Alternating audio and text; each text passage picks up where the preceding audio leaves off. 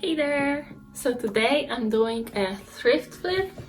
I have 3 pieces that I wanted to flip, and these are actually unworn clothes from my own closet. So I just went thrifting in my closet. I really like upcycling clothes from my own closet that I wouldn't wear anymore, and this is what I will do today. So the first thing that I want to upcycle is actually my husband's old shirt. It's just a regular button-up. At the beginning I thought of making some kind of top for me, but I don't really like this color, this fabric, but I thought that I can make shorts from it. I'm not 100% sure if it's enough fabric, and also why my husband doesn't wear it anymore, because it ripped in the sleeves, so there are some spots that I can't use, but I really want to kind of embrace all the things that are already there, like for example the button placket. I saw this approach in the Sewing Bee, like the UK television program, the Sewing Bee. They would upcycle clothes there in every episode, and they will always use some elements that are already in the garment. So this is what I want to do with it, and we'll see if it's enough fabric. So yeah, let's try to do this. The pattern I decided to use was from Burda Easy. It's just a basic shorts pattern that I'd already used in the past, so I had it already traced and cut. Then I decided to cut the shirt along side and shoulder seams and cut the sleeves off so I could get as much flat fabric as possible. That's just easier to work with. I knew I wanted the button placket to be on the front, so I started by laying the front leg pattern piece on that and cut it out. I pinned the placket close at the top and bottom to make it easier to work with.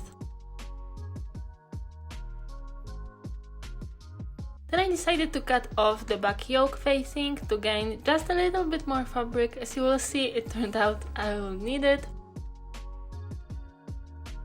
And I placed the already cut leg piece right sides together to cut a mirrored piece out. I did it this way to make sure they're identical, because maybe you've noticed that I made that piece a bit wider at the bottom while cutting.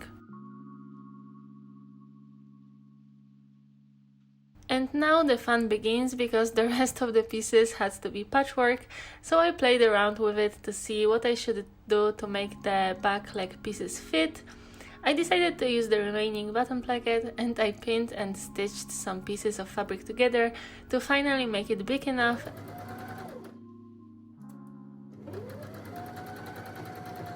And I could finally cut one back leg piece out and repeat the process for the other side.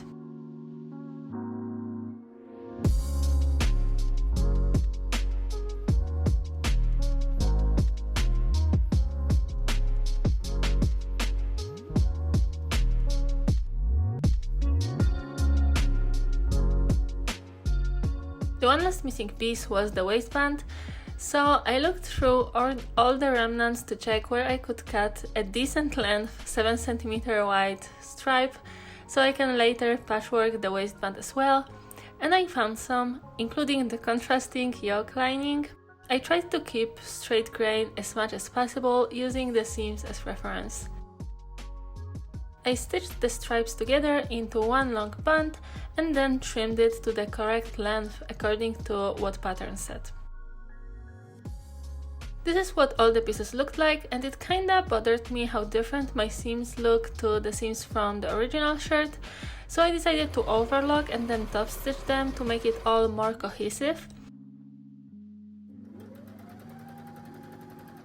And this is what it looked like afterwards. At this point I could start treating it like a normal shorts project, so I just followed the instructions and stitched back and front leg pieces together on both inner and side seams.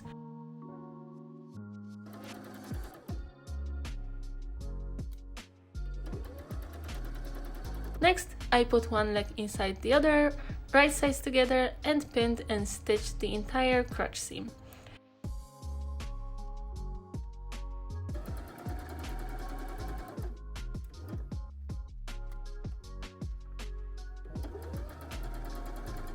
So at this point it looked like this.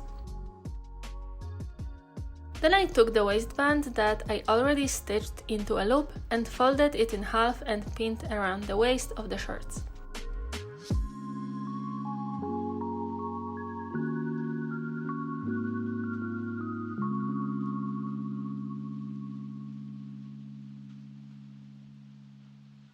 I stitched around the whole waistband, leaving a small opening to put the elastic through. Speaking of elastic, I measured it around my waist and then put it in the waistband.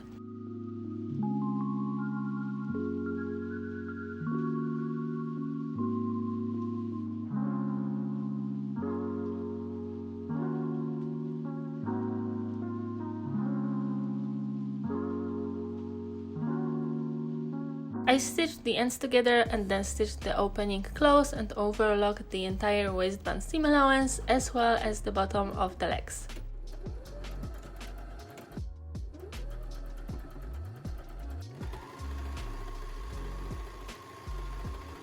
I then pressed and stitched the hem and they were done.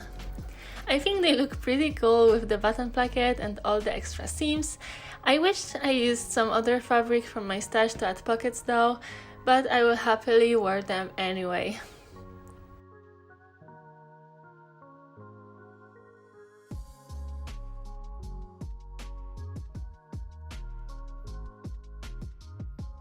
Okay, that was the win.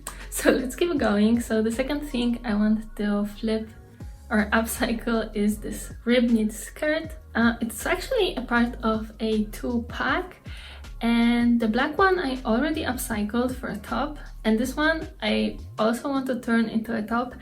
And I have this, literally this is all that was left after the black one, so I have this stripe of black rib knit identical to this. What I want to do from it is the Eva top by Cool Stitches. I already have the pattern printed as well because I already used it, and one of the views has this binding details under bust, and I think I want to make this binding from this to make it kind of pop out, and also to make it more cohesive I will make top stitching around the neckline and also along the armholes with black thread, and also I will make it sleeveless because there's not enough fabric in this to make sleeves, so there's only enough for the front and the back and just the little details.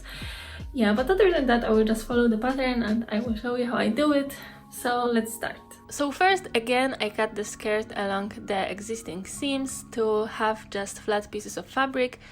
I took one of the pieces and folded it in half, and then I pinned the back pattern piece to it. As you can see, it didn't exactly fit in the widest spot at the bottom, but this fabric is very stretchy, so I decided not to worry about it and just cut it as it is. I did just the same with the front pieces. FYI, the top front piece I cut under the armpit and placed it so that it's 5 centimeters longer because I'm tall and have a long torso. Then I cut the binding from my black fabric and neckband and armbands from some leftovers.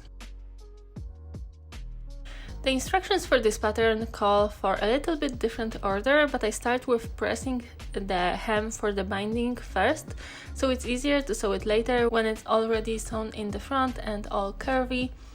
Then I pinned the front pieces together and also added the binding.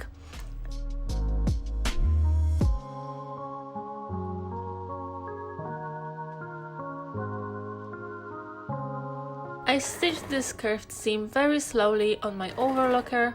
I pressed it down and top stitch along the edge I pressed at the very beginning.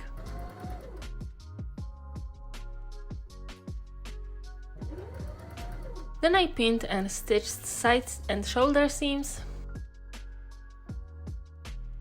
I stitched the short sides together on the neckband and both arm bands, and then marked every quarter with a pin so it's easier to sew it in the neck and arm openings.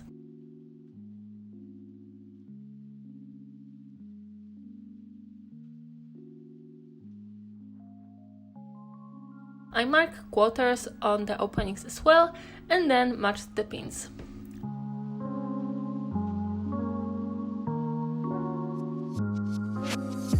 I sewed it stretching slightly so that the bands and the openings length match.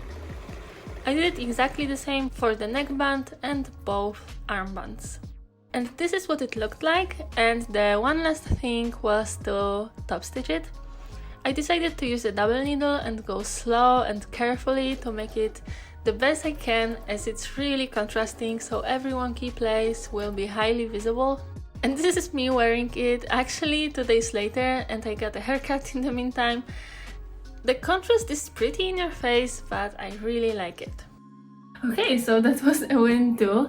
And now the last one. The last thing that I want to flip is this dress. It's like a little bit fancy dress, but it's really stretchy, kind of slippery fabric. I really like the top part of it, both front and the kind of like a lace back. But I don't feel really good in the bodycon style of dress like this one anymore, and I only wore it once. I thought about cutting it to just make it into a top, but I'm afraid that it would keep sliding up and bunching around my waist and stuff like that, so I thought about making a bodysuit of it. I'm not sure how it will go, but if it goes wrong, then I will just cut it and make a shirt from it, a top. So let's just try it. So I decided to just use panties as a reference for the bottom part, and so I tried it on and marked more or less the panty line. I tried using Taylor's soap, but it didn't work well on this slippery fabric, so in the end I used pins.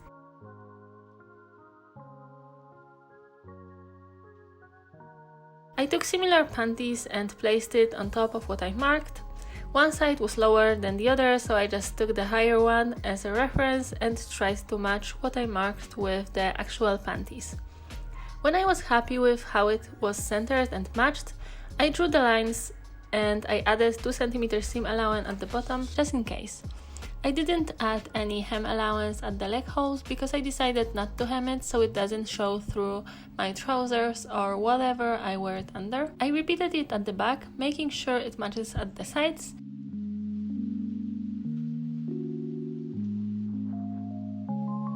I cut it out and this is how it turned out. I was debating adding snaps at the bottom, but it's so easy to take it off through the hoops that I decided to just sew it together.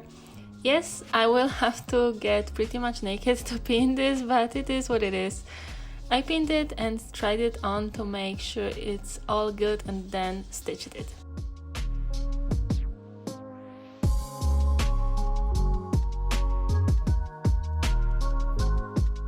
While I was there, I also got rid of these hanger thingies that drive me mad and the label that shows through the lace. And this is how it turned out. I honestly love it and I know I will wear it now. It might even be one of my favorite going out tops. It's hard to show the bottom part without getting too undressed though. So which of these little projects did you like the most? Let me know in the comments, and if you liked it then make sure to click the thumbs up, and for more sewing and also occasionally cross-stitch related content consider subscribing. And I think that's it for today, so see you in the next one. Bye!